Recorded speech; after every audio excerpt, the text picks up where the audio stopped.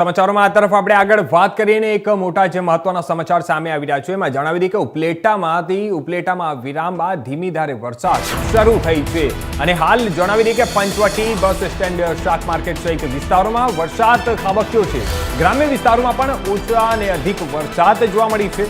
વાતાવરણમાં ઠંડક પ્રસરી છે ત્યારે આ તરફ આપણે વાત કરીએ તો મેઘમયથી ખેડૂતોમાં ખુશીનો માહોલ જોવા મળી રહ્યો છે। હાલ એક મોટા સમાચાર જે સામે આવી રહ્યા છે તેમાં જણાવી દઈએ કે આ વિરામ બાદ અત્યારે ફરીથી એકવાર વરસાદ શરૂ થઈ ગયો છે અને ત્યારે મેઘમહેરથી ખેડૂતોમાં ખુશીની લાગણી જોવા મળી રહી છે।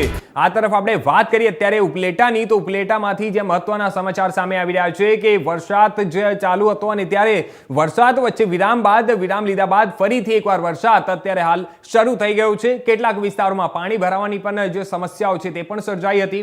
આ તરફ આપણે વાત કરીએ તો મેઘમહેરથી ખેડૂતો જે છે તે ખેડૂતોમાં ખુશીની લહેર જોવા મળી રહી છે કારણ કે ક્યાંક ને ક્યાંક આ વરસાદના કારણે ખેડૂતોને અત્યારે હાલે જે હાલાકી પડી રહી હતી તેમાંથી રાહત મળશે। એ લોકોના ખેતરોમાં જે અનાજ અત્યારે જે થવાનું છે તેને પણ લઈને અત્યારે પાણીની જે તકલીફો હતી તેનો પણ અત્યારે સમાધાન આવી રહ્યું છે।